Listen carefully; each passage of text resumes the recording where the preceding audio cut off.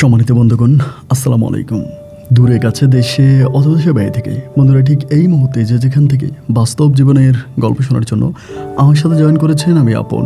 আর যে আপন জীবনের গল্পের 1287তম পর্বে আপনাকে প্রতিদিনের মতো স্বাগতম জানাচ্ছি। বন্ধুরা, আজ আমি আপনাকে শোনাবো বন্দনগরী চট্টগ্রামের ভাই মোহাম্মদ রেজাউল করিমের জীবনের চরম ভয়ঙ্কর রকম এক ভৌতিক বাস্তব জীবন কাহিনী। বন্ধুরা, আজকের গল্পের টাইটেল পীর সেজে এক গ্রামে 5 বছর বসবাস করে এক খারাপ জিন। ভাবতে পারেন, একদিন দুই দিন নয়, দীর্ঘ 5 বছর একটা গ্রামে পীর সেজে বসবাস করে একটা খারাপ জিন। আমার গল্পে তিনি খারাপ, আমার মনে হতে পারে এই জিনটা খারাপ, বাট আপনারা গল্প শুনলে বুঝতে পারবেন যে আসলেই তিনি খারাপ ছিলেন না ভালো ছিলেন। রেজাউল করিমের গল্পটা আজ থেকে প্রায় 30 বছর আগের একটা গল্প, 30-35 বছর আগের একটা গল্প, এবং তিনার যৌবনকালের একটা গল্প। যে গল্পটা শুনলে আপনার শরীরের পশম দাঁড়িয়ে যাবে, ভয়ে আপনি আটকে উঠবেন। খুবই ছোট্ট এক চরম ভৌতিক বাস্তব জীবনের গল্প। আমি সবাইকে অনুরোধ করবো শুরু থেকে শেষ পর্যন্ত চট্টগ্রামের ভাই রেজাউল করিমের জীবনের বাস্তব গল্পটা আপনার প্রত্যেকে আমার মুখে শুনুন, এবং গল্প শেষে রেজাউল করিমকে আপনার মতো করে একটা মন্তব্য কমেন্ট বক্সে লিখবেন। ধন্যবাদ সবাইকে। সুপ্রিয় বন্ধুগণ, আসসালামু আলাইকুম। আমার নাম মোহাম্মদ রেজাউল করিম, আমার বাড়ি চট্টগ্রাম। বন্ধুরা, আমি আমার জীবনের গল্পটা শুরু করার শুরুতে আপনাদেরকে আমার পরিবারের সম্বন্ধে জানিয়ে রাখি। আমার পরিবারে আমি আছি, আমার বাবা আছে, মা আছে, রয়েছে আমার দাদা দাদি কাকা ফুফি সহ আমার ছোট একটা বোন। আমরা টোটাল এক ভাই এক বোন। আমাদের পরিবারটা চট্টগ্রাম শহর থেকে অনেক দূরের কোনো এক ছোট্ট গ্রামের এক নিম্ন মধ্যবিত্ত পরিবার। আমার বাবা পেশায় একজন কৃষক। কৃষিকাজের পাশাপাশি আমার আব্বা আমাদের এলাকাতে খুব নামকরা একজন দরবার কারবারি ব্যক্তি। আমাদের এলাকাতে যে কোনো মেলে দরবারে সবাই আমার আব্বাকে নিয়ে যেত। সবাই বলতো আমার আব্বা নাকি যথেষ্ট পরিমাণের মেধাবী একজন মানুষ। দরবার কারবারে গেলে সবসময় আমার আব্বা নেই পরোয়ান কথাবার্তা বলতো। এই জন্য আমাদের এলাকার মানুষের কাছে আমার বাবা একজন সত্যবাদী মানুষ। যাই হোক, এরকম করে আমার শৈশবের দিনগুলো কাটতে থাকে। আমার জীবনটা সাধারণ 8-10টা ছেলের জীবনের মতো ছিল না। ছোটবেলা থেকে আমার জীবনটা একটু ব্যতিক্রম ধর্মী। শুধু আমি নয়, মনে হয় যেন আমাদের পাড়ার সবগুলো মানুষ। কারণ আমাদের গ্রামের পার্শ্ববর্তী অনেক বড় একটা দিঘি ছিল, যে দিঘির নাম ছিল রাজার দিঘি। এবং রাজার দিঘি এত বড় ছিল যে দিঘির এক প্রান্ত থেকে অন্য প্রান্ত দেখা যেত না। অনেকে রাজার দিঘি না বলে রাজার সাগর বলে এই দিঘিকে আখ্যায়িত করত। শুনেছিলাম রাজার আমলে নাকি রাজারা অনেক মানুষদেরকে খাঁচায় বন্দি করে, মানে লোহার খাঁচায় বন্দি করে এই দিঘির মধ্যে ফেলে দিত। অনেক মানুষকে লোহার খাঁচায় বন্দি করে খাঁচা তালা মেরে তারপরে দিঘিতে ফেলে দিত। এইরকম করে যারা খাজনা দিতে পারতো না, রাজার বিরোধিতা করত, ওদেরকে এইভাবে দিঘিতে জীবন দিতে হতো। এরকম অনেক ঘটনা, ছোটোখাটো ঘটনা আমরা গ্রামের মানুষের কাছ থেকে শুনে আসছিলাম। আমার গল্পটা আজ থেকে বহু বছর আগে, প্রায় 30 থেকে 35 বছর আগের ঘটনা। সেই সময় আর আজকের এই সময়ের মাঝে অনেক পার্থক্য। সেই সময় আমাদের এই সমাজে ছিল না এত ডিজিটাল ব্যবস্থা, ছিল না আপনার মোবাইল ফোন, ইন্টারনেট এবং এত কিছু। সেই সময় বড় জোরে সাদা কালো একটা টেলিভিশন পাওয়া যেত, আর বেশিরভাগ আমরা রেডিও শুনতাম। আমরা রেডিও শুনতে পছন্দ করতাম। রাত জেগে গ্রামের এক প্রান্তে বসে আমরা গ্রামের সবগুলো মানুষ গোল করে বসে আমরা রেডিওর অনুষ্ঠান শুনতাম। তখনকার সময়ে আমাদের বিনোদনের একটাই মাধ্যম ছিল, যার নাম ছিল রেডিও।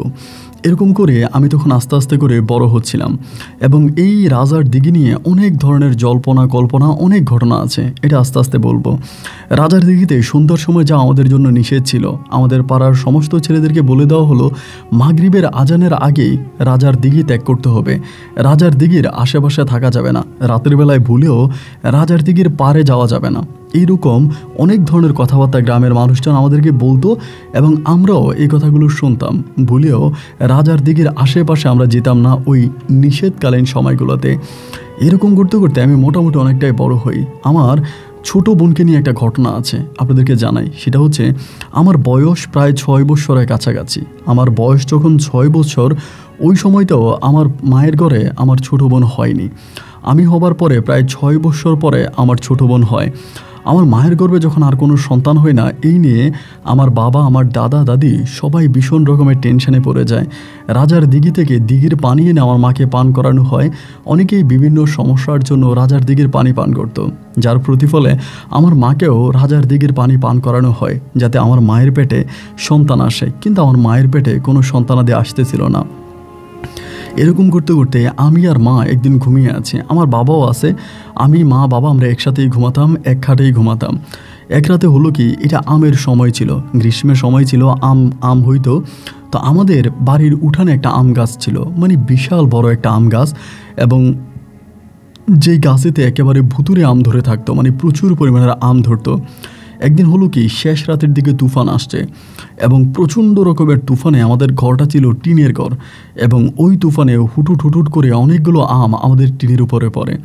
এবং টিনের উপরে পড়ার পরে আমার মা তখন আমাকে ডাকতে থাকে, এই রেজাউল, রেজাউল, উঠ উঠ, আমগুলা নিয়ে আসি, কারণ আমরা যদি সকালে উঠতে লেট হয় তাহলে আশেপাশে বাড়ির মানুষ এসে হারিকেন দিয়ে আমগুলো কুড়াই নিয়ে যাবে, তুই উঠ। আমি তখন বললাম যে না, আমি উঠবো না, আমার ভয় লাগে, আমি যাব না, আমি যেতে যাচ্ছি না। মা একটার সময় বাবাকে ডাকলো, বাবাও আমার মাকে ধমক মারলো যে না, আমি উঠবো না, আমি উঠবো না, তুই যা। এরকম করে আমার মা তখন করলো কি, আমার বাবাও যখন উঠলো না, আমিও উঠলাম না। মা তখন একাই ঘর থেকে হারিকেন হাতে বেরিয়ে গেল আম কুড়ানোর জন্য। আম কুড়ানোর জন্য যখন মা বেরিয়ে গেছে, অনেকক্ষণ পরে আমি কিন্তু মাকে জড়াই ধরে ঘুমাতাম। মাকে যখনই জড়াই ধরতে গেলাম, আমি দেখলাম মা নাই। 6-6.5 বছর বয়স, অত তো আর বেশি না। মাকে দেখতেছি না, দেখে আমি কান্না শুরু করে দিছি, মানে বসে বসে কান্না করতেছি। আমার বাবা তখন বলে, কিরে কান্না করিস কেন? আমি বললাম মা কই? বাবা বলে, তোর মা আম আনতে গেছে, মানে বাড়ির বাইরে আম আনতে গেছে, উঠানে আম কুড়াতে গেছে, তুই কান্নাকাটি করিস না, চলে আসবে। তা অনেকক্ষণ হয়ে গেল, আমার মা আসে না, আমি কান্না করি। আমার বাবা তখন ঘর থেকে খুব জোরে জোরে আমার মারে বলতেছিল, তুই কি মরতে গেলি? তুই কি মরছিস? যদি বাইসা থাকিস তো ঘরে আয়, তোর পোলা কাঁদতেছে। এরকম করে অনেকবার আমার মাকে আমার আব্বা ডাকলো ঘরের ভিতর থেকে, কিন্তু উঠান থেকে আমার মায়ের কোনো শব্দ আসতেছিল না, কারণ আমাদের এই উঠানটা ছিল একদম, মানে আমাদের উঠানে থেকে কথা বলে আমাদের ঘরে শোনা যায়, এরকম একটা অবস্থা। এবং আম গাছটাও ছিল একদম ঘরের উঠানে, ঘরের সামনেই দরজার কাছাকাছি। তো আমার আম্মা যখন কোনো শব্দ করে না, আমার আব্বা তখন একটু বিব্রত হয়ে গেল, কি ব্যাপার, এত রাতে হয়ে গেল, আম কুড়াতে গেল আর এখনও ফিরে আসলো না। আমার আব্বার মনেও তখন একটু সম্ভবত ভয় ধরার পরে আব্বা তখন আমারে বলে, রেজাউল তুই ভয়, আমি তোর আম্মারে ডেকে আনি। আমি তখন খাটের উপরে বসে আছি, আমার আব্বা তখন বের হয়েছে।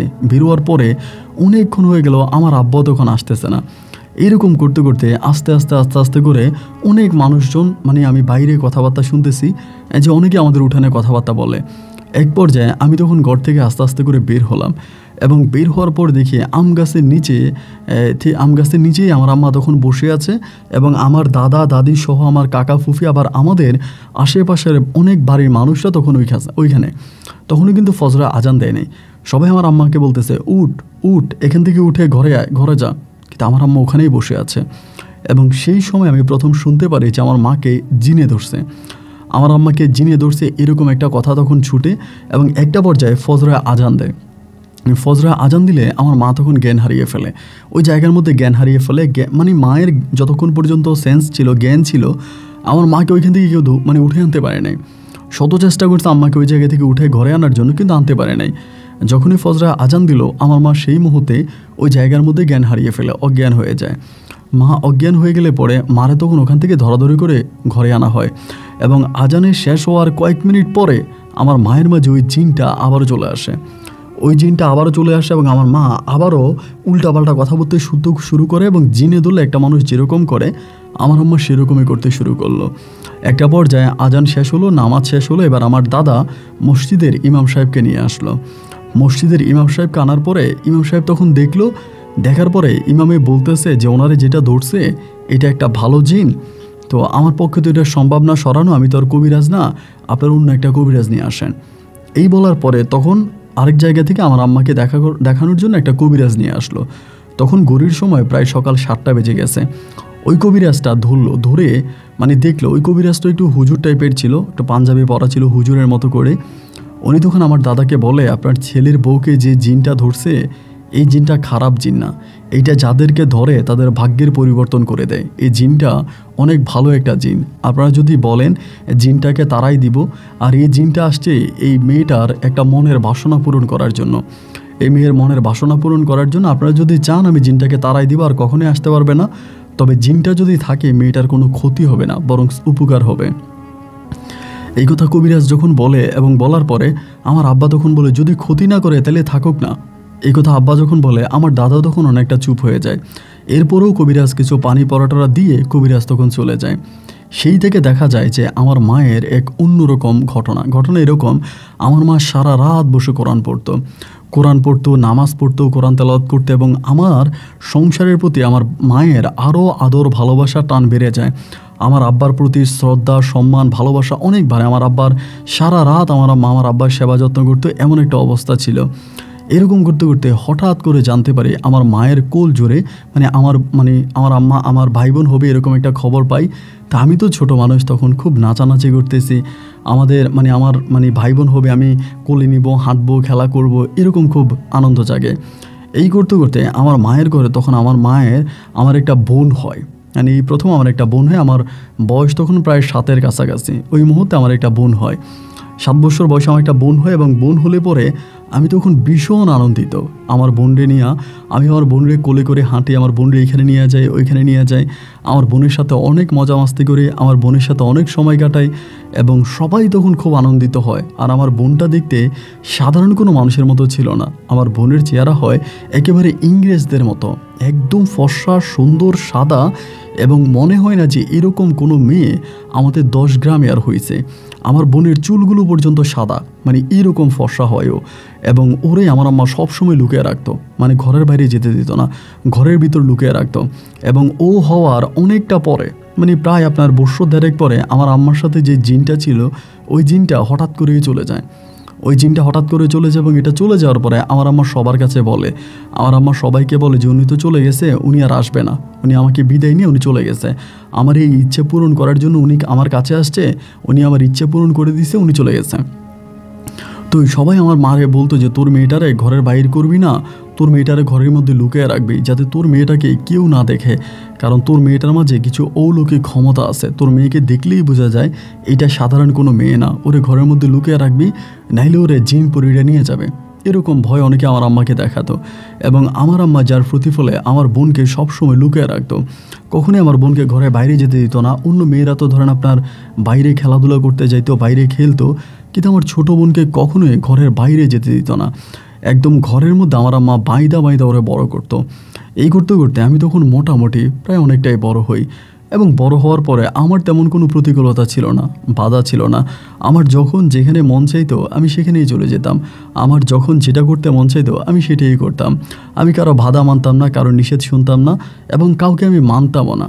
এরকম করতে করতে আমি মোটামুটি প্রায় অনেকটাই বড় হয়ে যাই।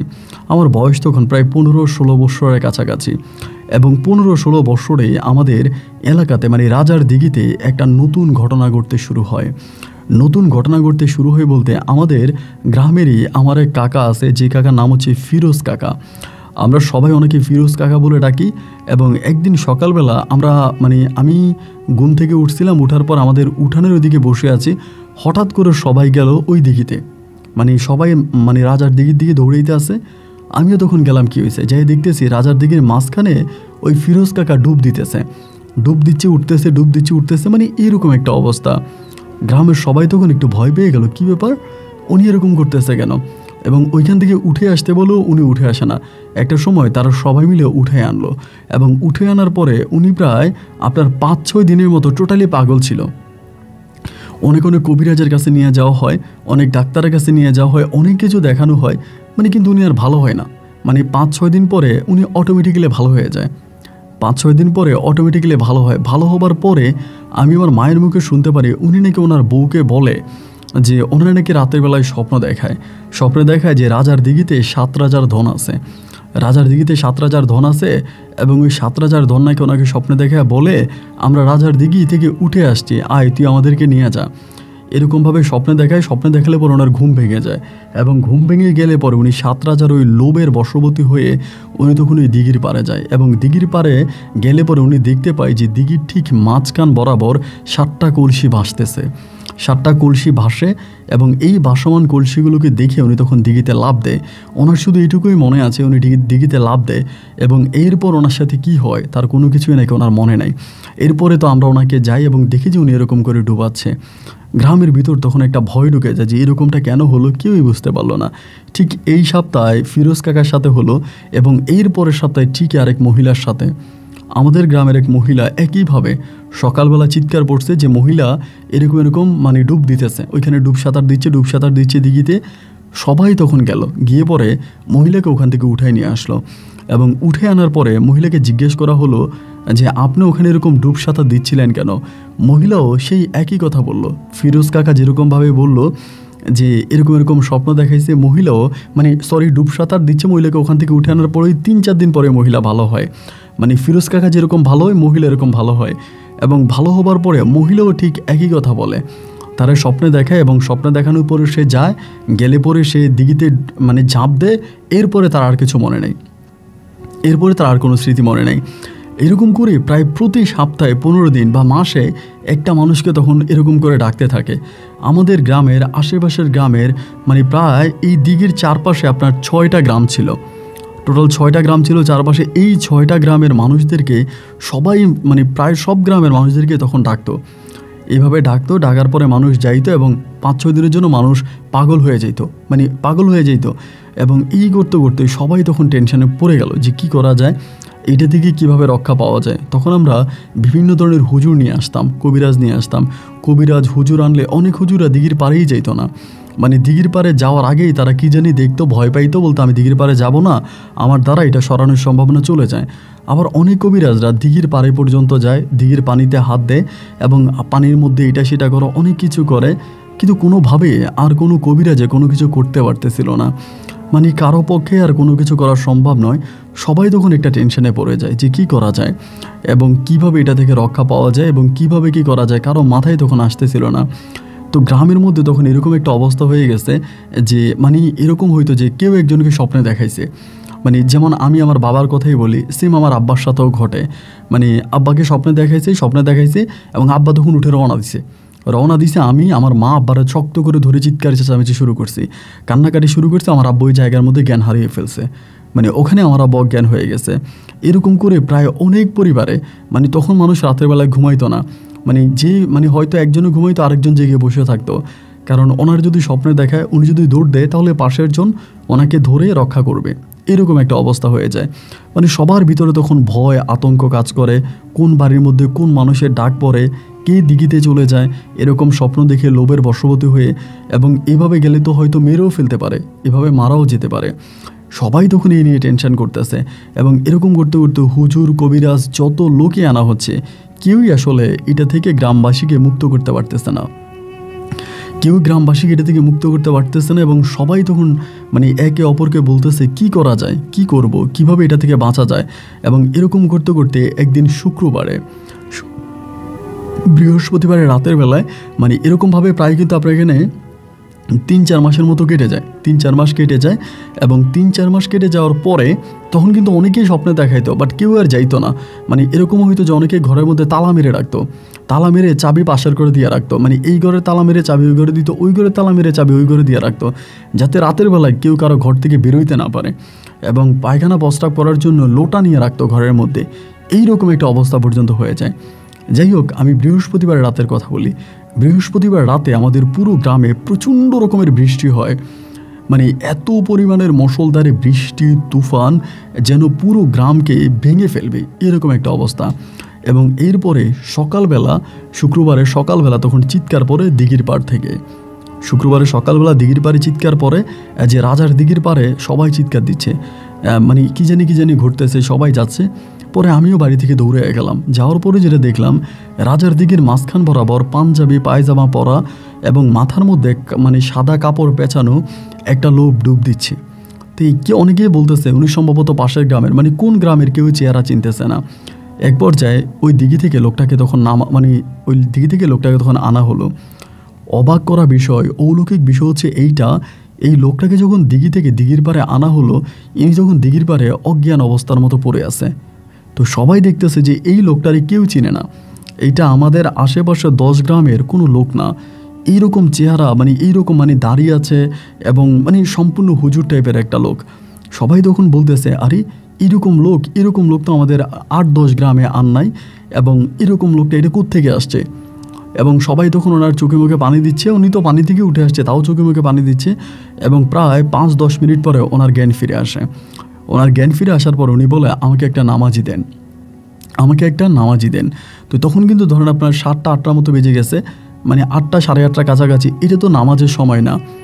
ওনারা বললো নামাজি দেওয়ার জন্য। তখন বাড়ি থেকে একজনে দৌড়ে গিয়ে নামাজি আনলো, এবং আনার পরে উনি নামাজের মধ্যে বসে আছে, মানে ওই দিঘির পারে, আমাদের যে দিঘি আছে রাজার দিঘি, ওই রাজার দিঘির পারে ওইখানে বসে আছে। এবং বসে বসে উনি কি জানি জপতেছে। দেখেন ভাই, দিনের প্রায় উনি 9টা থেকে শুরু করলো, দুপুর হয়ে গেল, বিকেল হয়ে গেল, সবাই ওনাকে বারবার জিজ্ঞেস করতেছে, আপনি কে, কোত্থেকে আসছেন, কোন গ্রামে আপনার বাড়ি। কিন্তু এই লোকটা কারো কোনো কথার কোনো শব্দ করে না, কোনো উত্তর করে না। এবং তিনি এই মানে ইয়ের মধ্যে বসে, এই আপনার এই নামাজের উপরে বসে শুধু ধ্যান করে যাচ্ছে। পশ্চিম মুখ হয়ে বসে ওখানে ধ্যান করে যায়। মাগরিবের আজান দিয়ে দিল। সবাই তখন বলতেছে, চারিদিকে অন্ধকার হয়ে যাচ্ছে, আপনি চলেন, এখানে আপনি থাকেন না, এই মানে দিঘিটা ভালো না, আপনি চলেন। তিনি তখন বলল, তোমরা চলে যাও। এটা বলার পরে সবাই তখন যে যার মতো করে চলে গেল সন্ধ্যার পরে। এবং প্রতিটা ঘরে ঘরে তখন টেনশান, কিরে এই লোকটা কোত্থেকে আসছে, কি তার পরিচয়, এবং কেনই বা তিনি দিঘিতে এরকম করে ডুব দিল। এবং দেওয়ার পরে তিনি তো পাগল হলো না, অন্যরা যারা করতো তারা তো 5-6 দিন পাগল থাকতো, কিন্তু এই লোকটা তো কোনো পাগল হলো না। এবং পাগল না হওয়ার পরেও উনি দিঘির পারে এরকমভাবে বসে বসে ধ্যান করতেছে। এই লোকটা আসলেই কে? একে অপরকে চিন্তা করতেছে। এরকম করতে করতে সকাল হয়ে গেল, এবং সকালের সূর্য ওঠার পরে সবাই তখন দিঘির পাড়ে গেল। অবাক করা বিষয় হচ্ছে, দিঘির পাড়ে যাওয়ার পরেও দেখলো লোকটা তখন পর্যন্ত ওখানেই বসে আছে। এবং সবার কপালেই তখন চিন্তার ভাঁজ পড়ে গেল, আরে এই লোকের পরিচয় কি, এবং তিনি এখন পর্যন্ত দিঘির পাড়ে একইভাবে বসে আছে, উনি আসছে কোত্থেকে। এবং হাজার প্রশ্ন করাতেও উনি এই লোকটা কোনো উত্তর করে না। এক পর্যায়ে একজনে বলল যে, একটা কাজ কর, বাড়ি থেকে নাস্তা নিয়ে আয়, মানে কিছু খাবার নিয়ে আয়, কারণ লোকটা তো কালকে রাত থেকে, মানে কালকে সকাল থেকে আজকে সকাল পর্যন্ত কিছুই খায় নাই। তো খাবার আনা হলো, পাশের বাড়ি থেকে ভাত আনা হলো, তরকারি আনা হলো, পানি আনা হলো। কিন্তু ওনাকে বলল, একটা কাজ করেন, আপনি খাওয়া দাওয়া করেন, আপনি তো খাওয়া দাওয়া না করলে অসুস্থ হয়ে যাবেন। এই লোকটা বলে, আমি খাবার খাবো না। উনি মুখে বলে, আমি খাবার খাবো না, তোমরা আমাকে বিরক্ত করো না, তোমরা চলে যাও। এবং এইটা বলার পরে উনি সবাই তখন চিন্তা করতেছে, আরে বিষয় কি। এবার এই গ্রাম ওই গ্রাম পাশের প্রায় 8-10টা গ্রামে এই ঘটনা ছড়িয়ে পড়ে। সবাই তখন চিন্তা করতেছিল যে কি হইতেছে, এই লোকটা কে, কিভাবে আসলো, এবং কেনই বা উনি এইভাবে পানি পর্যন্ত পান করে না, পায়খানা করে না, প্রস্রাব করে না, এবং একটা জায়গার মধ্যে বসছে, ওইখানেই বসে আছে। মেঘ হচ্ছে, তুফান হচ্ছে, বৃষ্টি হচ্ছে, আপনার চারদিকে অন্ধকার হয়ে যাচ্ছে, কিন্তু লোকটা ওই জায়গার মধ্যেই বসে আছে। একটা সেকেন্ডের জন্য উনি ওখান থেকে লড়তেছে না। প্রায়, আপনি বিশ্বাস করবেন কিনা জানি না, পুরো একটা সপ্তাহ কেটে গেল, ঠিক ওই জায়গার মধ্যে উনি বসে আছে, এবং ওনার কোনো পরিবর্তন নাই। এবং 1 সপ্তাহ পরেই লোকটা ওই জায়গার মধ্যে একদিন ঢুলে পড়ে গেল, অজ্ঞান হয়ে যাওয়ার পরে আমি তখন বাড়িতে খবর পাইলাম ওনারে মেম্বার কাকার বাড়িতে নিয়ে গেছে। মানে অজ্ঞান হয়ে যাওয়ার পরে মেম্বার কাকার বাড়িতে নিয়ে গেছে, মানে ওই জায়গাটার মধ্যে ঢুলে পড়ে যায়, জ্ঞান হারিয়ে ফেলে। এরপরে সবাই ধরাধরি করে মেম্বার কাকার বাড়িতে নিয়ে যায়। যখন মেম্বার কাকার বাড়িতে নিল তখন আমিও গেলাম, যে কি হয় দেখি। এবং মেম্বার কাকার বাড়িতে যাওয়ার পরে লোকটাকে একটা ঘর দিল, ঘরের মধ্যে উনি বসলো। রাত্র প্রায় 9টার দিকে মানে সবাইকে ডাকলো যে গ্রামের যারা আছেন সবাই এখানে আসেন। সবাইকে ডাক দিল। ডাক দেওয়ার পরে আমাদের গ্রামে, আশেপাশের গ্রামের 8-10টা গ্রামের সব মানুষরা তখন একসাথে ওই মেম্বার কাকার বাড়িতে দলবদ্ধ হলো। মেম্বার কাকার বাড়িতে সবাই বসার পরে এই লোকটাকে একটা চেয়ার দেওয়া হলো বাইরে, উনি বাইরে একটা চেয়ারে বসে সবাইকে বলতেছে, আপনাদের গ্রামে সবচেয়ে বড় সমস্যা ছিল দিঘি থেকে একটা স্বপ্ন দেখানো হতো। এই স্বপ্ন দেখাতে হতো 7টা সোনার কলসি, আর এই 7 সোনার কলসি স্বপ্ন দেখে দৌড়ে মানুষ দিঘিতে যেত, এবং একটা পর্যায়ে ওই 7 সোনার কলসি ধরার জন্য দিঘিতে ঝাঁপ দিয়ে অনেকগুলো দিন মানুষ পাগল হয়ে থাকতো। এটাই সমস্যা ছিল। সবাই বলে, হ্যাঁ, বলে এই সমস্যার সমাধান হয়েছে, আজকে থেকে কেউই আর এই স্বপ্ন দেখবে না, এবং এই ধরনের ঘটনা আর ঘটবে না। এই লোকটা যে 1 সপ্তাহ ধরে দিঘির পাড়ে ধ্যান করেছে, তখনও কিন্তু কেউ এরকম স্বপ্ন দেখে নাই। উনি বলে যে এইরকম স্বপ্ন যেটা দেখেছি এটা আর কেউ দেখবে না এবং আপনাদের গ্রাম এখন মুক্ত, আমি চলে যাব। যখন বলে চলে যাব তখন সবাই বলে যে আপনি চলে যাবেন, আপনি আসছেন কোত্থেকে, আপনার ঠিকানা বলেন। লোকটা বলে আমার কোনো ঠিকানা নাই, আমার কোনো ঠিকানা নাই, আমি চলে যাব, আমাকে আটকাইও না। গ্রামের সবাই বলতেছে আপনি আমাদের গ্রামের এত বড় একটা উপকার করলেন, আপনি আমাদের গ্রামে থেকে যান, আমরা আপনাকে সারা জীবন মেহমানদারি করে রাখবো, আপনাকে আমরা কোনোভাবেই কোনো কিছুতে কষ্ট দিব না, আপনি আমাদের গ্রামের একজন মেহমান হয়ে সারা জীবন আমাদের সাথে থাকেন, আপনি আমাদের গ্রাম থেকে যায়েন না। লোকটা তখন বলল তোমরা আমাকে রাখতে পারবা না, শুধু শুধু বলে লাভ নাই, তোমরা আমাকে রাখতে পারবা না, আমি চলে যাই, আমাকে যেতে দাও। সবাই তখন লোকটাকে বোঝাচ্ছিল আপনি যাইয়েন না, আপনি আমাদের গ্রামে থাকেন, আপনি আমাদের এত বড় উপকার করেছেন, আপনি চলে গেলে আমরা সবাই খুব কষ্ট পাবো, আপনি যাবেন না। এরকম করে যখন একে ওকে সবাই যখন বোঝাচ্ছিল, এই লোকটা একটা সময় বলল হ্যাঁ আমি থাকতে পারি, তবে আমার একটা শর্ত আছে। সবাই বলল শর্ত? কিসের শর্ত? বলে যেই দিঘির পাড়ে আমি বসে যে জায়গাটায় বসে ধ্যান করেছিলাম ওই জায়গাটায় আমাকে একটা ঘর তুলে দিতে হবে, ওখানে আমাকে একটা ঘর তুলে দিতে হবে, আমি ওই জায়গায় থাকবো, আমাকে কেউ বিরক্ত করতে পারবে না, প্রয়োজন ব্যতীত কেউ আমার কাছে যেতে পারবে না, আমাকে আমার ধ্যানে কোনো সমস্যা ঘটাতে পারবে না। গ্রামের সবাই তখন বলল এটা কোনো কথা বললেন, আমরা সে জায়গায় আপনার জন্য ঘর নির্মাণ করে দিব, আপনাকে আমরা কেউ বিরক্ত করব না, আপনি আমাদের গ্রামে থেকে যান। এরকম করে যখন সবাই বলল এই লোকটা তখন সবার প্রস্তাবে রাজি হলো।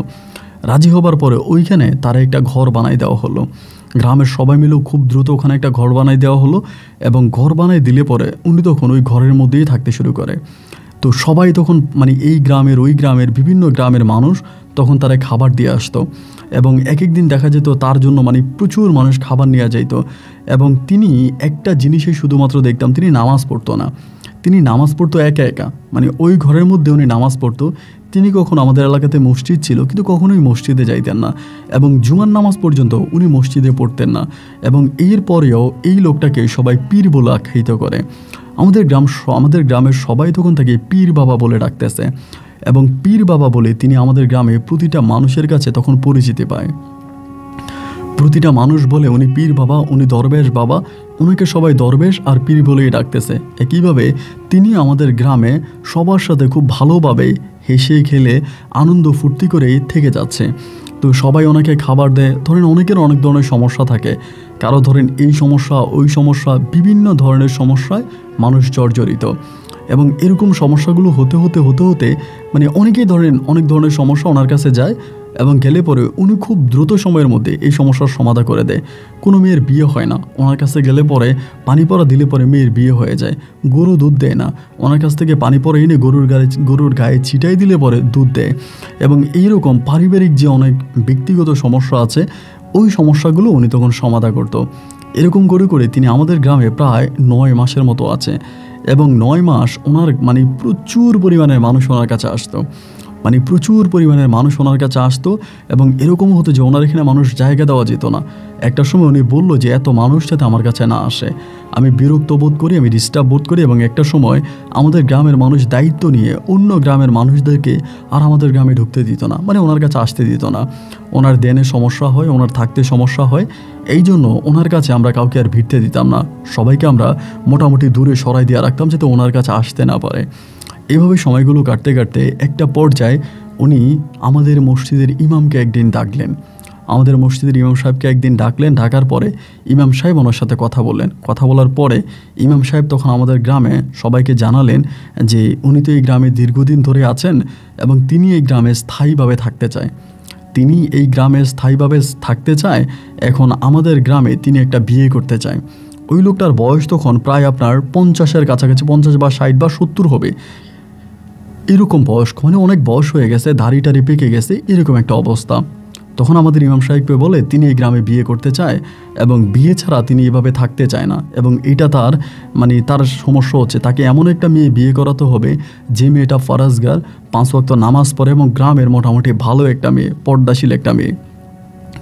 এরকম করে সবাই তখন চিন্তা করতেছে যে এরকম মেয়ে কোথায় পাওয়া যাবে, এরকম মেয়ে কোথায় পাওয়া যাবে। তো ওনাকে বলে যে আপনি বলেন যে এরকম মেয়ে আমরা কোথায় পাবো, আপনি যেরকম করে বলতেছেন যে ফরজগার, নামাজি, দিনদার, এখন আমরা তো সবাই দেখি সবাই নামাজ পড়ে, সবাই দিনের পথে চলে, সবাই ফরজগার, কিন্তু এখন কোনটা ভালো কোনটা খারাপ এটা তো আর আমরা জানি না। আপনি বলেন এবং আপনি যদি বলেন আপনার মন মতো একজন পাত্রী আমরা আপনার জন্য ঠিক করে দিব।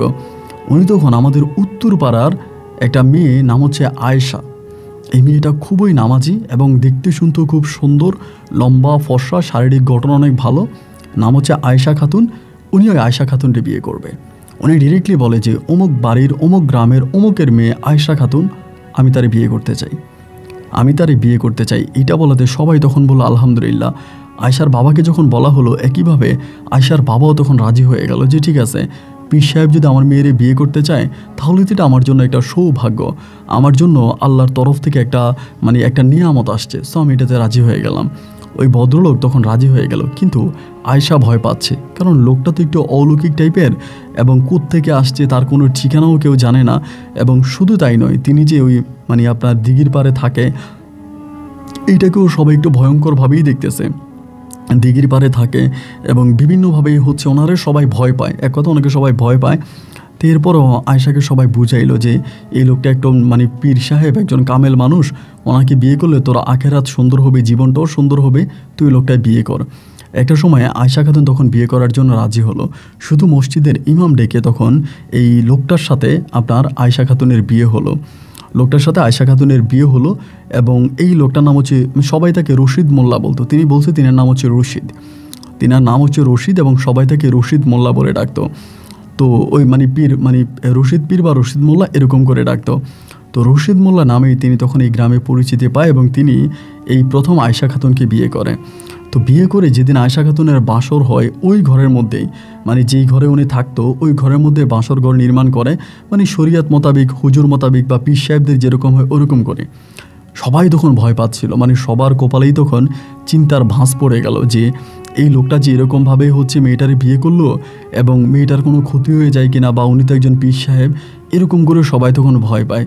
ওনার রাত কেটে যাওয়ার পরের দিন মেয়েটাকে দেখার জন্য আমাদের গ্রামের অনেক মানুষ তখন এই পীর সাহেবের বাড়িতে যায়, ওনার ঘরে যায়, যে ঘরটা ওনাকে বানিয়ে দেওয়া হয়েছিল ওই ঘরে যায়। যাওয়ার পরে সবাই দেখতে পায় যে ওই আয়েশা খাতুন অনেকটা শুকছে গেছে, অনেকটা চুপ হয়ে গেছে।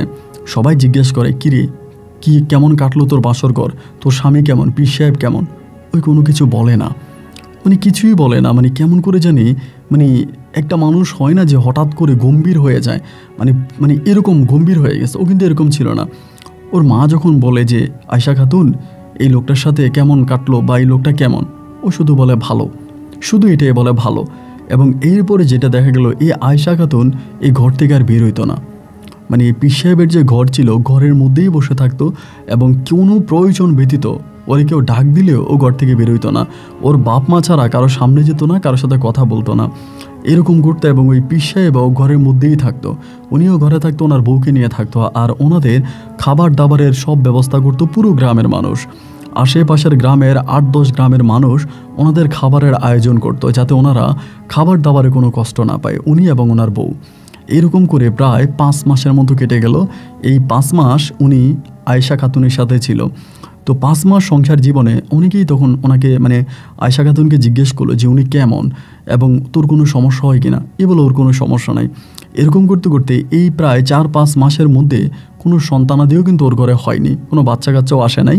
এবং এমতো অবস্থার ভিতরে হঠাৎ করে দেখা গেল আয়েশা খাতুন দিনে দিনে কেমন জানি শুকিয়ে যাচ্ছে এবং শুকিয়ে যাচ্ছে। ওর বাপ মায় ওরে বলে যে এরকমভাবে শুকিয়ে যাচ্ছিস কেন, তোর কি হয়েছে, এমন করে শুকিয়ে যাচ্ছিস কেন? ও কোনো কিছুই বলে না। এবং একটা সময় দেখা যায় যে ওর শরীরে প্রচণ্ড রকমের রক্ত শূন্যতা দেখা দেয়, শরীরে রক্ত শূন্যতা দেখা দেয় এবং শরীরের প্রায় সমস্ত রক্তই মনে হয় কোনো অজানা কোনো কিছু চুষে ফেলতেছে, এমন একটা অবস্থা। মেয়েটা একেবারেই সাদা হয়ে যায় এবং রোগাটে হয়ে যায়।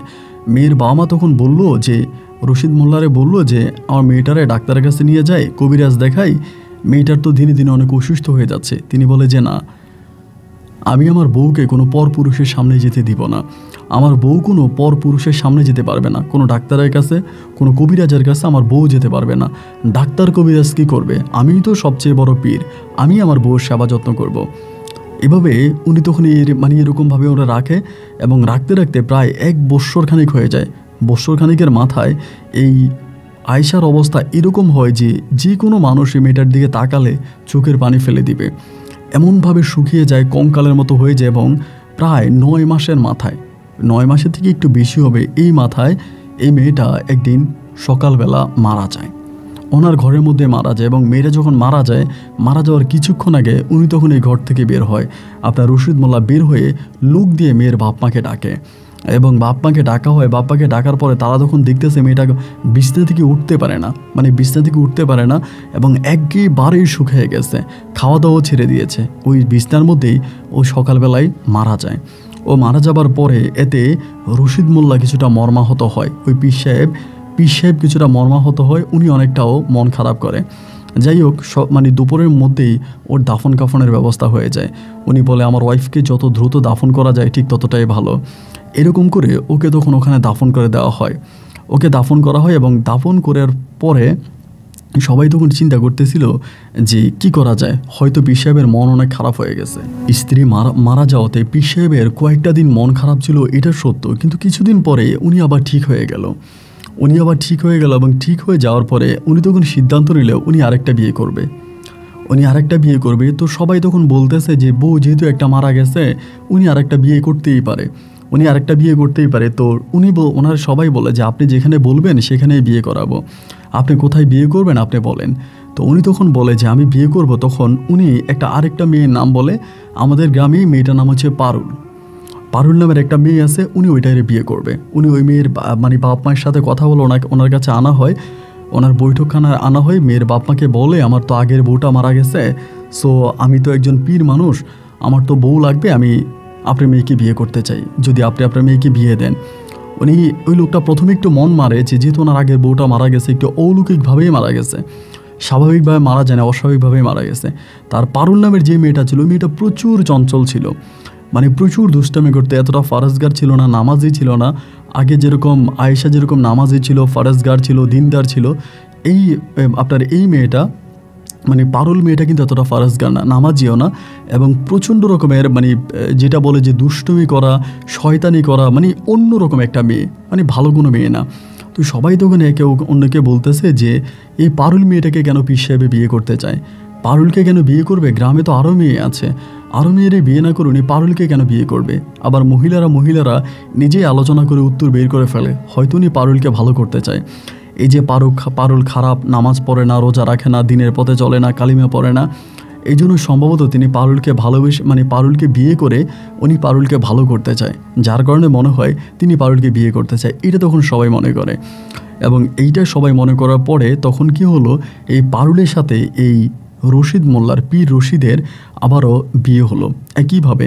ওই বিয়েটা হয়েছে রাত 10টার পরে বিয়ে হয়। এবং বিয়ে হওয়ার পরে এবং ওই ঘরেই, যে ঘরে হচ্ছে আয়েশা মারা গেল, একই ঘরে তখন এই পারুলের সাথে ওনার বাসর হয় এবং বাসরঘর হওয়ার পরে যে জিনিসটা ঘটে, মানে এতটা মানে আপনার যা বলে যে মানে প্রচণ্ড রকমের আপনার মানে দুষ্টমি করা একটা মেয়ে, খুনসুটি করা একটা মেয়ে, শয়তানি করা একটা মেয়ে, মানে যার জন্য গ্রামের মানুষ শান্তিতে থাকতে পারতো না, ওই এত বেশি দুষ্টমি করতো, পুরো গ্রামকে মাতিয়ে রাখতো। তো এইরকম একটা মেয়ে এই পীরের কাছে বিয়ে হয়ে যাওয়ার পরে একেবারে নম্র ভদ্র হয়ে যায়, প্রয়োজন ব্যতীত ওই পীরের ঘর থেকে বের হয় না, কারোর সামনে যায় না, পরপুরুষের সামনে তো যাওয়া দূরের কথা, এবং ওর বাবা মা ব্যতীত কারোর সাথে কোনো কথা বলে না। আর ওর বাবা মায়ের সাথেও খুব কম কথা বলে এবং এইরকম একটা পরিস্থিতির মধ্যেই তখন কাটতেছে, এরকম করে সময়গুলো কাটতেছে। এবং ও কিন্তু খুব ভয় পাইতো, মানে পারুল মানে ওর বাপ মায়ের কাছে শুধু কাঁদতো, ওর বাপ মা বলতো কী হয়েছে, কিন্তু বলতে পারতো না যে ওর সাথে কী হয় বা কেন, কান্না করতো এবং কান্না করতে করতে প্রায় আপনার এই 5-6 মাস পারুলের সাথে ওনার সঙ্গে 5-6 মাস পরে একইভাবে আয়েশার যে অবস্থা হয়েছিল পারুলের অবস্থা একই হয়ে গেল। পারুলও অনেকটা শুকিয়ে গেল, রোগাটে হয়ে গেল, খাওয়া দাওয়া বন্ধ করে দিল, এক অন্যরকম অবস্থা তখন পারুলেরও হয়ে গেল। সবাই তখন ভাবতে শুরু করলো, আরে পারুলের অবস্থাও তো আগের আয়েশার মতো হয়ে গেছে। এবার সবাই মিলে পীরকে ধরলো যে এটা আপনি কি করতেছেন, আপনার আগের বউ এইভাবে রক্তশূন্যতায় মারা গেল এবং এখনকার বউয়ের অবস্থাও খুব খারাপ, এখনকার বউ তো মারা যাবে, এই মেয়েটাকে ডাক্তারের কাছে নিয়ে যাওয়ার ব্যবস্থা করেন, মেয়েটাকে চিকিৎসা করার ব্যবস্থা করেন, এই মেয়েটা এইভাবে মৃত্যু হোক, এটা আমরা গ্রামের কেউ চাই না। সবাই তখন পীর সাহেবকে ধরলো যে না, ওরে আমরা কবিরাজের কাছে নিয়ে যাব, ডাক্তারের কাছে নিয়ে যাব। পীর সাহেবের নিষেধকে অমান্য করেই তখন এই আপনার পারুলকে, মানে ওনার দ্বিতীয় বউ পারুলকে তখন এই মানে ইয়ের কাছে নিয়ে যাওয়া হয়, বিভিন্ন ধরনের ডাক্তারের কাছে নিয়ে যাওয়া হয়, মানে ওনার নিষেধ মানে অবজ্ঞা করে। এবং নিয়ে যাওয়ার পরে ডাক্তার ওনার মানে ব্লাড দেয়, শরীরে রক্ত দেয়, শরীরে রক্ত শূন্যতা, প্রচুর রক্ত শূন্যতা। রক্ত দেওয়া হয়, মানে ও একটু ভালো হয়, 2 দিন হসপিটালে থাকে, একটু ভালো হয়, আবার যখনই এই পীরের কাছে থাকে, মানে এই রশিদ মোল্লার কাছে থাকে, ঠিক তখনই ওর অবস্থা আবারও একরকম হয়ে যায়, মানে আবারও একরকম হয়ে যায়। ডাক্তারের কাছে নিয়ে গেলে ডাক্তার আবার অনেক পরীক্ষা নিরীক্ষা করে বলে মানে এইরকম কেন, মানে ওর রক্তগুলো কই যায় না, আমরা শরীরে ওর এত রক্ত দিচ্ছি, 2 ব্যাগ 3 ব্যাগ রক্ত পোষ করতেছি, এবং এরপরেও রক্তগুলো থাকে না, এই রক্তগুলো যায় কোথায়, এই রক্তগুলো কোথায় যায়? এবং মানে কেউ তখন বুঝতে পারে না যে ওর সাথে কী হয়, মানে অলৌকিকভাবে ওর শরীরে রক্ত কমতে থাকে।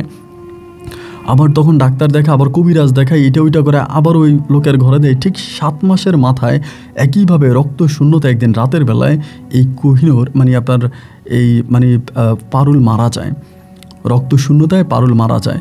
এবং পারুল মারা যাওয়ার পরে, পারুল যখন মারা যায়, কবিরাজ মানে উনি তখন এই পীর তখন গ্রামবাসীকে ডাকে, মানে অমুকের ঘরে যায়, তমুকের ঘরে যায়, সবাইরে ডাকে যে আমার ওয়াইফ জানি কেমন করতেছেন, আসেন। সবাই আসে, পারুলের বাবা মা আসে, এবং সে রাতে পারুলও মারা যায়। পারুল যখন মারা যায়, পারুলের মৃত্যুর পিছনে কিছু কারণ ছিল, যেমন পারুলের শরীরে বিভিন্ন ধরনের সাপের কামড়ের মতো কামড়ের দাগ ছিল। ছোটো ছোটো বাচ্চারা কামড় দিলে, মানে ধরুন ছোটো বাচ্চাদের দাঁত উঠলে কামড় দিলে যেরকম দাগ থাকে, হাতে পায়ে এরকম অনেকগুলো দাগ ছিল। এবং দাগ থাকার পরিপ্রেক্ষিতে সবাই তখন চিন্তা করতেছিল যে এরকম দাগগুলো আসলো কোত্থেকে, অলৌকিকভাবে এরকম দাগগুলো কোত্থেকে আসলো। এবং ইনি তখন বলল যে যেহেতু তার ওয়াইফ, সে অনুমতি দিল ফজরের নামাজ পড়ে ওনার ওয়াইফকে দাফন করে ফেলতে হবে, সকালে সূর্য উদয় হওয়ার আগে তার ওয়াইফের লাশ দাফন করতে হবে। গ্রামের সবাই বলল যে এটা আপনি কি বলেন, এইটা মারা গেল, এত সকালে আমরা কেন দাফন করে ফেলবো? বলে আমি যেটা বলেছি সেটাই, কারণ আমার বউ, আমার সিদ্ধান্ত। তো যেহেতু ওনার সিদ্ধান্ত, ওনার সিদ্ধান্তের বাইরে কেউ যায়নি। একইভাবে খায়রুলকেও মানে আপনার পারুলকেও তখন দাফন করে দেওয়া হয়। পারুলকে দাফন করা হয় ফজরের নামাজ পড়ে, সাথে সাথে জানাজাতে ওকে দাফন করে ফেলা হয়। এবং এরপরে উনি তখনও বসে আছে, উনি তখনও ওখানে বসে আছে। এরকম করতে করতে কিছুদিন পরে উনি আবারও গ্রামবাসীকে বলতেছে উনি বিয়ে করবে। এবার গ্রামের মানুষের মাথায় কিছু একটা জিনিস ঢুকে গেল। ঘটনা কি, একে একে 2টা মেয়ের উনি বিয়ে করলো, এবং 2টা মেয়ে অকাল মৃত্যু ঘটলো, এবং মৃত্যুগুলো কোনো স্বাভাবিক মৃত্যু নয়। শরীরে রক্ত কমতে কমতে রক্ত শূন্যতায় মেয়েগুলো মারা গেল। এখন তিনি বলতেছে তিনি আরেকটা বিয়ে করবে।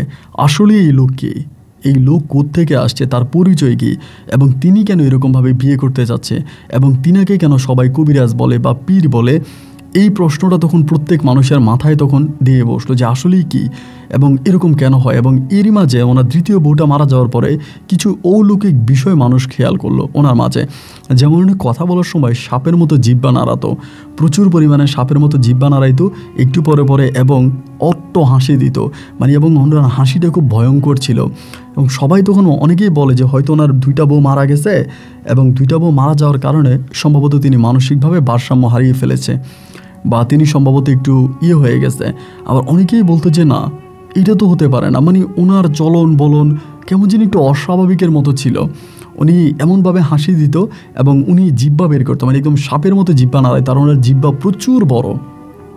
এটা কিন্তু এত প্রায় উনি 5 বছরের মতো আমাদের গ্রামে, এইটা কিন্তু আগে মানুষ খেয়াল করে নেয় যে এরকম, বাট এখন জিহ্বাটা প্রচুর বড়, মানে অনেক বড়। এরকম হয় যে ওনার জিহ্বা বুক পর্যন্ত চলে আসে। এবং কয়েকটা বিষয়ে কথাবার্তা বা কয়েকটা বিষয় চাল চলনে মানুষ তখন ধারণা করে ফেলে যে না, এর মাঝে কোনো বড় ধরনের সমস্যা আছে। এরপরে আমরা গাউসিয়া বলে একজন আমাদের পীর ছিল, মানে বড় পীর, এবং উনি একজন কবিরাজ বটে। আমাদের গ্রামের মেম্বার তখন ওই গাউসিয়া কবিরাজের কাছে গেল।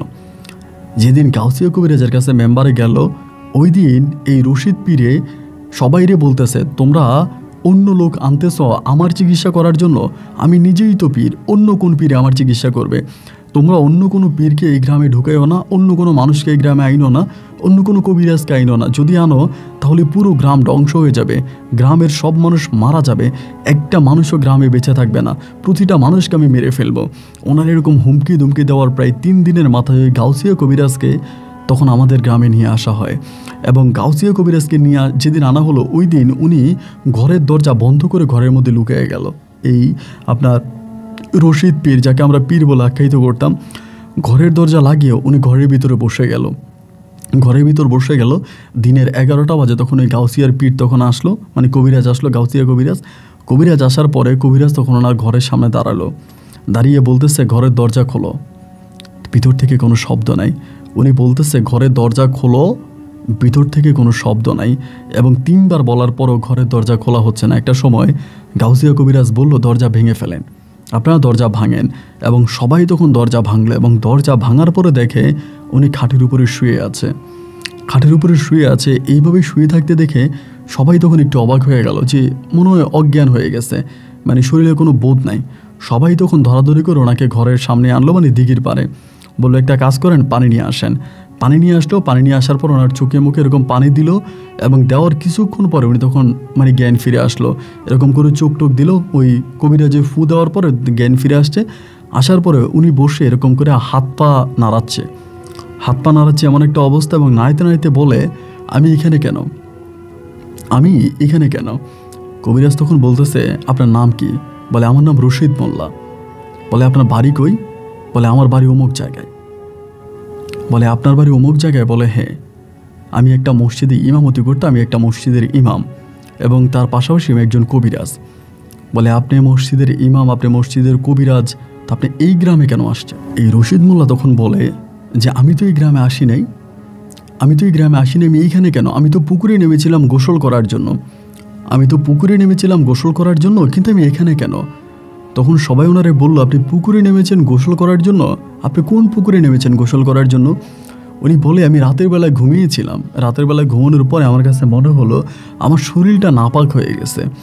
রাতের বেলা আমি ঘুমাইছি অমুক মসজিদে, ওই মসজিদের পাশেই আমার ঘর, আমি ঘুমাইছিলাম এবং একটা সময় মনে হলো আমার শরীরটা নাপাক হয়ে গেছে। এটা মনে করে আমি তখন কী করলাম, গোসল করার জন্য এই মসজিদের সামনে একটা পুকুর ছিল, ওই পুকুরের মধ্যে নামলাম গোসল করব বলে।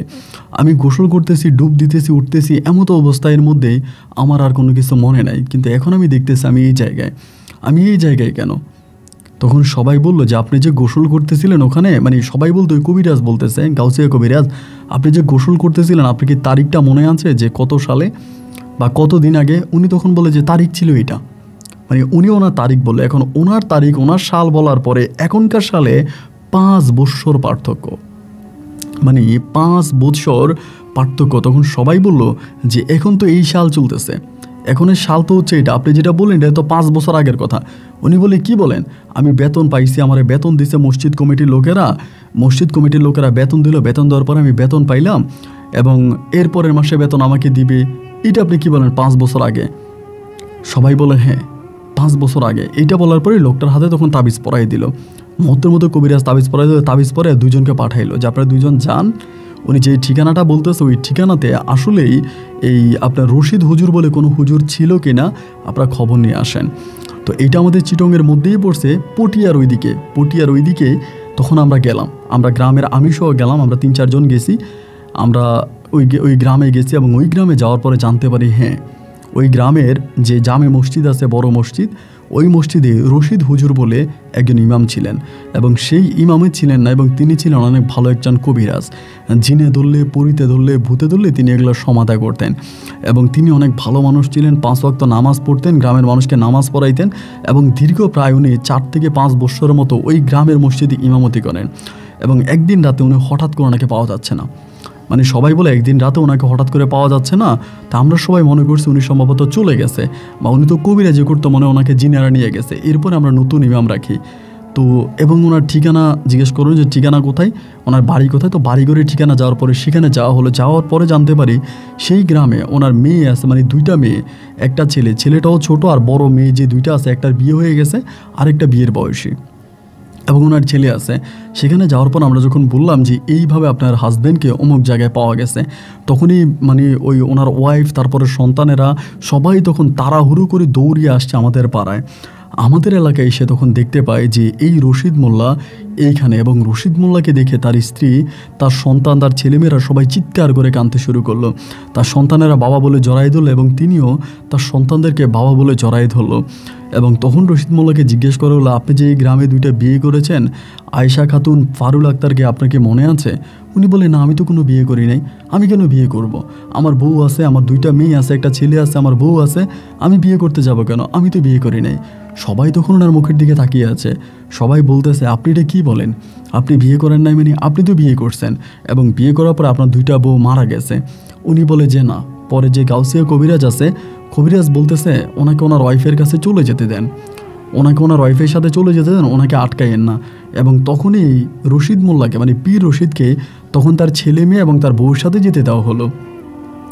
সেদিনই বিকেলবেলা আসরের নামাজের পরে আমাদের ঈদগাহের মধ্যে এই কবিরাজ তখন বসলো, গাউসিয়া কবিরাজ বসে গ্রামের সবাইকে একসাথ করে ডেকে বলল, এই রশিদ মোল্লা মানে রশিদ হুজুরের কোনো দোষ নাই।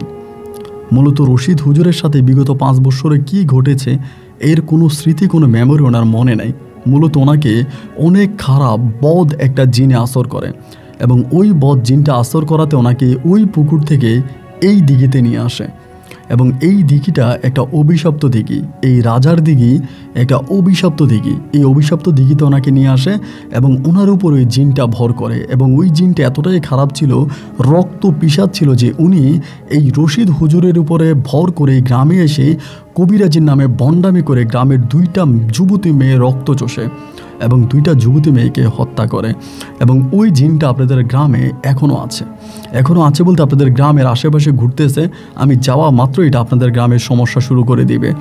সবাই তখন বলে, মানে সবার তখন একদম ভয়ে আটকানা হয়ে যাওয়ার মতো অবস্থা। সবাই তখন কবিরাজকে বলতেছে, আপনি এটা কি বলেন? আপনি এখান থেকে যাওয়া মাত্রই আমাদের গ্রামে এটা আবারও এটা করবে, আমরা এটা থেকে বাঁচবো কীভাবে? আমরা এই খারাপ জিন বদ জিন থেকে বাঁচতে চাই। এবং গাউসিয়ার ওই হুজুর তখন বলল, দেখেন এই জিনটা বহু বছর ধরে আপনাদের গ্রামে আছে এবং আপনাদের গ্রামের সবচেয়ে খারাপ নজর আছে এই জিনটার। এই জিনটার 3য় টার্গেট ছিল আমার বোনের কথা বললো, আমার বোনের নাম হচ্ছে খাদিজা। এবং তিনি বলল যে এই জিনটার 3য় টার্গেট ছিল এই খাদিজার উপরে, কিন্তু এই জিনটা মূলত আসছে মানে আমার বোনের জন্যই, আমার বোনকে নিয়ে যাওয়ার জন্য আসছিল।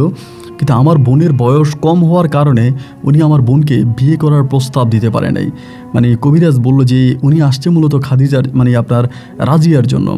তো রাজিয়ারে তিনি পায় নাই, তার কারণ হচ্ছে মানে রাজিয়ার বয়স কম, রাজিয়াকে বিয়ে করার প্রস্তাব দিলে গ্রামবাসী রাজি হবে না এবং রাজিয়াকে তার মা কখনো ঘর থেকে বেরোইতে দিত না। এরই মাঝে উনি কিন্তু অনেক দিন বলতো আমার আব্বাকে যে তোর মেয়েটাকে নিয়ে আসিস, তোর মেয়েটারে দেখবো, তোর মেয়েটারে ফুঁদিয়ে দিব, এরকম বলতো। কিন্তু আমার মা কখনোই আমার বোনকে এই পীরের কাছে যেতে দিত না। এবং আমার বোন ছোটোবেলা থেকে আমার আম্মা তাবিজ পরাইতো, শরীর বন্ধের যে তাবিজ, এরকম শরীর বন্ধের তাবিজ পরায় রাখতো। কখনো আমার বোনের শরীর থেকে তাবিজ খুলতো না, আমার বোনের শরীরে তাবিজ পরায় রাখতো। তো আমার আব্বা অনেকবার বলতো যে পীর সাহেব আমাদের রাজিয়ারে দেখতে চাই, একটু রাজিয়ারে দাও। আমার মা বলে না, আমি আমার মেয়েরে দিব না, আমার মেয়ে কোনো পীরের সামনে যাবে না। আমার বোনেরে আমার মা দিত না। আর উনিও আমাদের বাড়িতে যদি আসতো মাঝে মাঝে আমার মা আমার বোনের লুকিয়ে রাখতো, আমার বোনকে কারোর সামনে যাইতে দিত না। তো এই পীর সাহেব বলতে মানে আপনার গাউসিয়ার কবিরাজ বলতেছে এই জিনটার 3য় টার্গেট ছিল এই রাজিয়া। মূলত রাজিয়া মেয়েটার জন্য উনি এই গ্রামে আসছে এবং রাজিয়াকে নিয়ে যাবে। তো ঠিক আছে, এখন তো আসলে আমি চলে গেলে পরে এটা আরও সমস্যা করবে। কি সমস্যা করে আপনারা আমারে জানাইয়েন। আমি যেভাবে পারছি আপনাদেরকে বাড়িটা বন্ধ করে দিয়ে গেছি এবং এরকম আশা করি হবে না।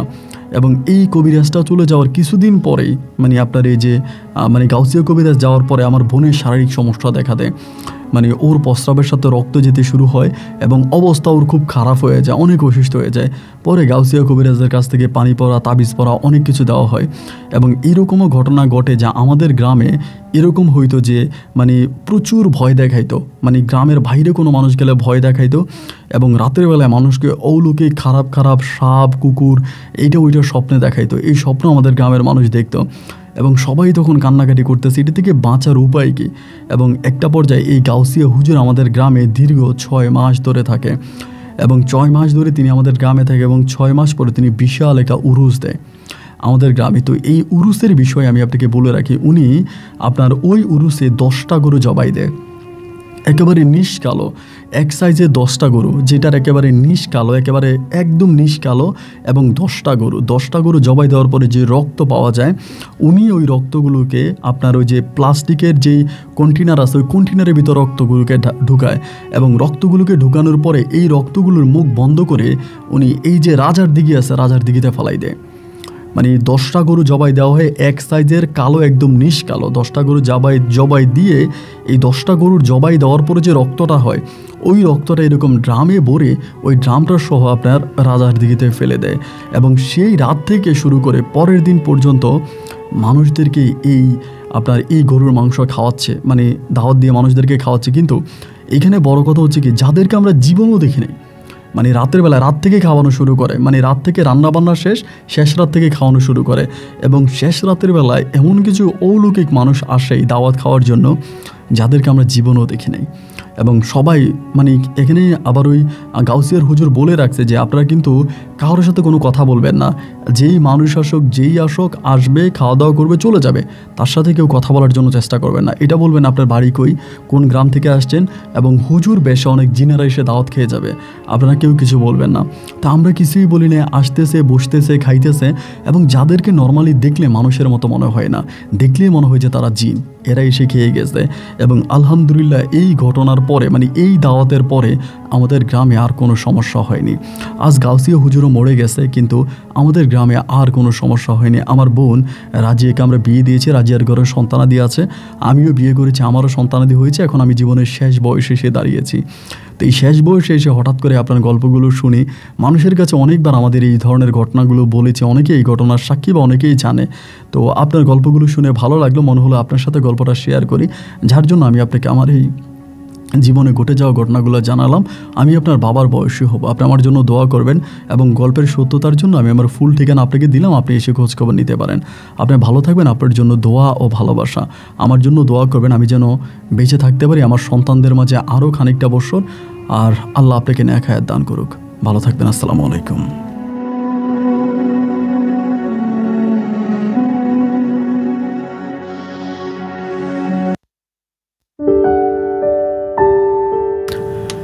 বন্ধুরা, সবাইকে অনেক ধন্যবাদ এই পর্যন্ত আমার সাথে থেকে রেজাউল করিমের জীবনের প্রায় 80 দশকের, প্রায় 2080 সালের একটা আপনার 1980 সালের ঘটনা, এবং সত্যি শরীরে হিম ধরে যাওয়ার মতো এক ভয়ঙ্কর রকম ঘটনা ছিল। যাই হোক, উনি আসলে যেভাবে লিখেছে আমি ঠিক সেভাবেই আপনাদেরকে পড়ে শুনিয়েছি। অনেকেই বলবেন যে আপন ভাই এটা কীভাবে বাস্তব, আদৌ কি এটা সত্য?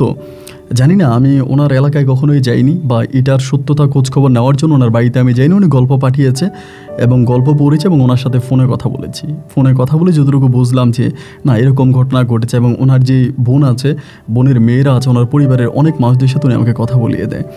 তো যাই হোক, আমার কাছে ভীষণ ভালো লেগেছে, এবং ভালো লাগা থেকে গল্পটা রেকর্ড করা। এবং গল্প আপনার কাছে কেমন লেগেছে সেটা আপনি কমেন্ট বক্সে অবশ্যই লিখবেন। এই গল্প নিয়ে ব্যক্তিগত কোনো মতামত থাকলেও লিখতে ভুলবেন না। যেখানেই বিদায়, ইনশাআল্লাহ দেখা হবে অন্যদিন অন্য কারো বাস্তব জীবনের গল্প নিয়ে। আল্লাহ হাফেজ, আসসালামু আলাইকুম।